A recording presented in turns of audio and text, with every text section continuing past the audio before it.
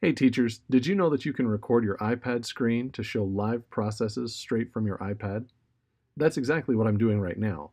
The first thing you'll need to do is make sure that your iPad is set up properly and can support screen recording.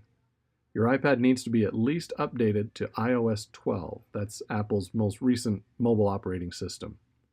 You can find this information by going into Settings, General, Software Update. If it says at least iOS 12, you should be good to go.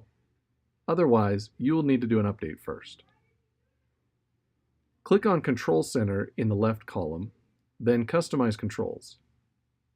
Your customization options may look different than mine, but the process is the same. If you want to display more controls in Control Center, tap on the green plus. If you want to remove controls, tap the red minus, then Remove. I like all the controls available, so I'm going to add them all.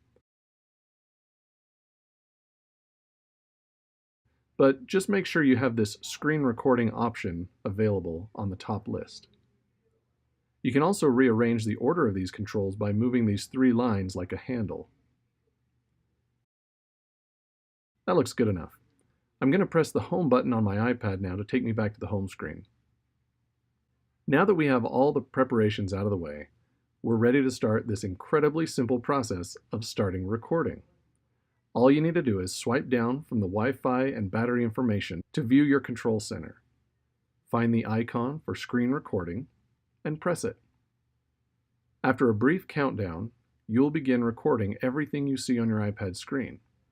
Feel free to navigate around or go into apps. Everything you show on the screen will be recorded.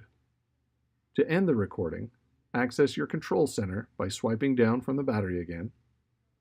Tap the screen recording symbol, and you'll see a confirmation message that your recording was sent to your Photos app. That's it. For more options, you can press and hold on the screen recording icon.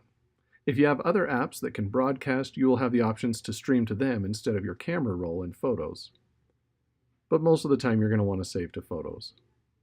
You can also toggle your microphone on and off in case you want to include the audio in your recording.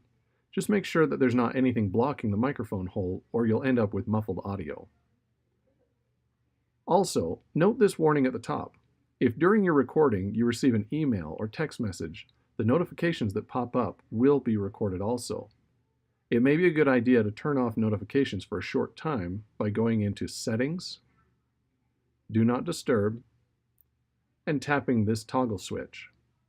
Just make sure to go back and turn it back on when you're finished recording if you want to continue receiving notifications. That's it.